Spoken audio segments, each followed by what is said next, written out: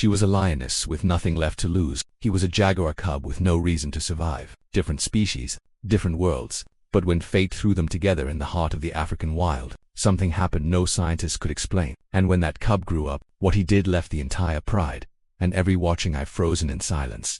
The last light of the day bled into the horizon as the savannah settled into its nightly hush, broken only by the soft rustle of tall grass and the distant call of an owl. But tonight, something else stirred, a fragile sound, thin and desperate, like a heartbeat fading in the wind, a cry, barely audible, but there it came from the edge of a dirt track where rubber tires had just torn through the soil not long ago. Scattered feathers, a cracked cage, and the scent of blood told the rest of the story. The chaos had passed swiftly, like a storm that hits and vanishes, but it had left devastation in its wake. Amid the wreckage, curled in on itself, lay a jaguar cub, no more than a week-old, spotted, shivering alone. His mother hadn't made it. Rangers had intercepted the smuggling convoy just hours earlier, and gunfire followed. In the confusion, a mother fell, and her baby was forgotten. Or worse, abandoned. He didn't belong here. Jaguars come from rainforests, rivers, shadows, not this dry, endless golden plain. He was a stranger in every way, and he was dying less than a mile away. A lioness paced the edge of her pride's territory. Her name was Nala. She'd lost her own litter days earlier, victims of a rival male's brutal purge. She hadn't eaten since. She didn't sleep. She just wandered, empty, her body still heavy with milk, her instincts still screaming for someone to care for, something to protect. Grief doesn't follow logic. It only aches. The wind shifted. She paused. Her ears twitched. That cry again.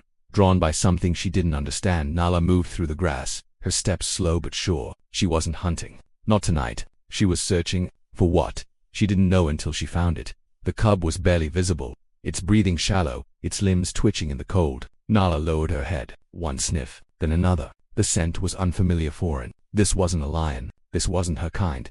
And still, she didn't leave. In a research truck parked on the ridge, Dr. Miriam Hayes raised her binoculars with trembling hands. She and her team had tracked the smuggling convoy for weeks, but they hadn't expected it to end like this. She watched as the lioness circled the cub once, twice, then lowered herself beside it, not to attack, not to abandon, but to stay. She's lying down next to it, Miriam whispered, as if speaking too loudly might change the outcome. She's not walking away.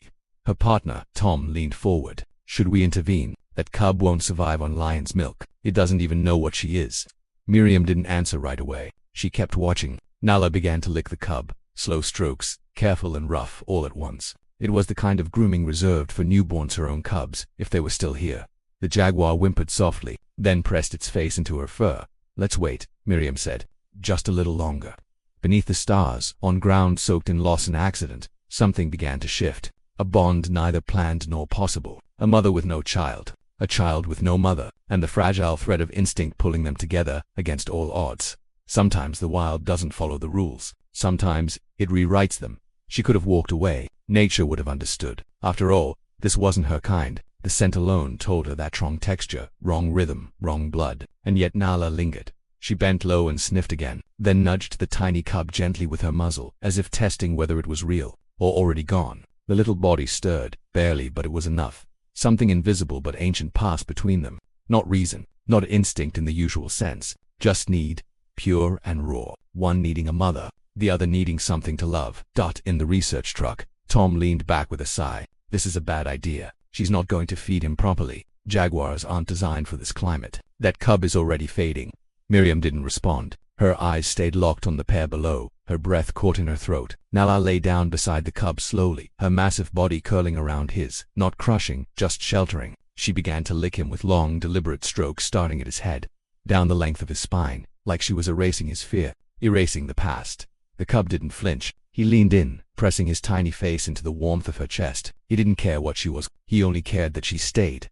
Days passed like whispers. Nala moved away from the pride, distancing herself from the others, especially the lionesses whose eyes narrowed when they caught sight of spots. She kept the cub hidden in the brush, feeding him, guarding him, touching him constantly, as though reassuring them both that this wasn't a dream. She didn't give birth to him, but he was hers now, and for the first time in the wild, survival began to look like something more than instinct. It looked like love. They called him Kairo, a name chosen by the Rangers, but somehow it fit a name that echoed strength and survival, a quiet nod to a story not yet fully written. As the months unfolded, the spotted cub who should never have made it grew into a curious, energetic young male, and a constant source of fascination. Among the sea of golden fur and amber eyes, Kairo stood out like dusk among daylight. He moved differently, lower to the ground, almost gliding. His paws made less noise. His body was compact but powerful, coiled like a spring. Nala taught him to crouch in the tall grass, to wait with patience, to feel the rhythm of the wind. He learned every lesson like it was gospel. But when the other cubs leapt through dry fields chasing shadows, Kairo's eyes turned to the river. Always the river. He loved water. Would sit near it, stare into it. Once, he waded in up to his chest, just to watch the fish shimmer past. The lionesses muttered under their breath, their glances sharp and uncertain. This wasn't normal. He wasn't normal, but Nala never wavered. She met their stares with calm defiance and kept Kairo close. Her protection was wordless but absolute. The pride's alpha male. Baruti towered over all of them, a mountain of muscle and dominance. For a long time, he merely watched. As long as Kairo was small and quiet, he seemed content to let him exist. But cubs don't stay small. By Kairo's second year, his shoulders were thick with muscle. His biting like anything Baruti had ever seen could crush bone. He didn't roar like the lions. He had a raspier growl, one that came from somewhere deeper.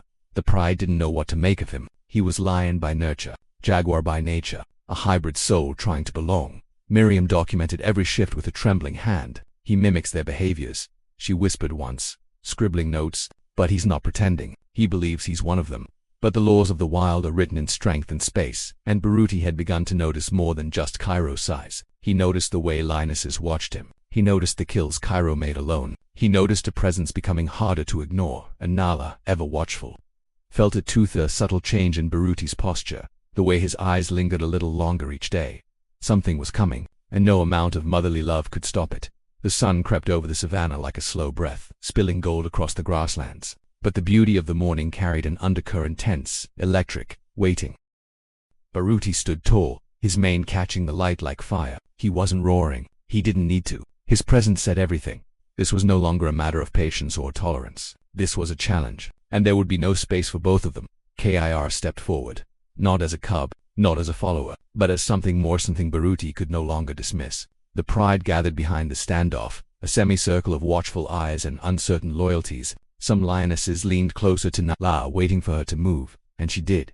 She stepped between them, placing her body squarely in Baruti's path. A final act of defiance, a plea, a warning. But Baruti, king of this land, would not be swayed. He snapped at her, and the sound cracked through the air like thunder. She recoiled, not out of fear, but because she knew this wasn't her fight.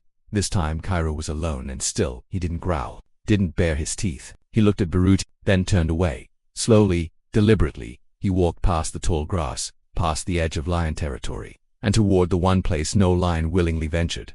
The river. The water shimmered in the morning light, deep, cold, alive. Without hesitation, Kairo slipped into it, silent, smooth, like it was part of him. He swam with ease, muscles rolling beneath spotted fur, a creature finally at home. The pride watched in stunned silence. When he emerged on the far bank, droplets cascading from his coat, he turned and looked back straight into Nala's eyes. He didn't need to say anything. The message was clear. He was her son, but he was not a lion, and for the first time in his life, he wasn't pretending to be.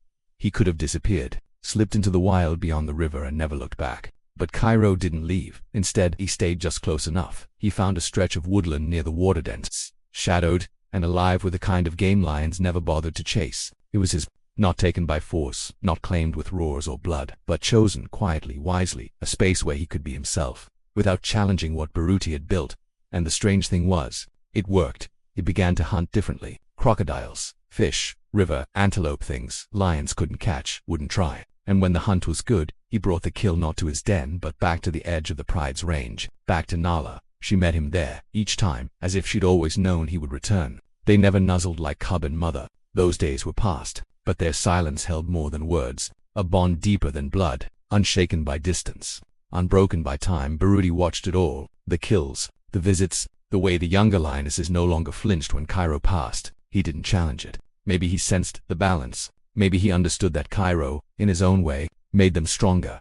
Seasons turned. Nala bore a new litter, and this time her cubs survived. They clambered over her like waves on a shoreline, curious, wild, playful, and in the evenings, when Kairo came near, they ran to him, their spotted brother, their jungle ghost. He let them chew his ears and pounce on his tail, patient as the river. The researchers never expected this.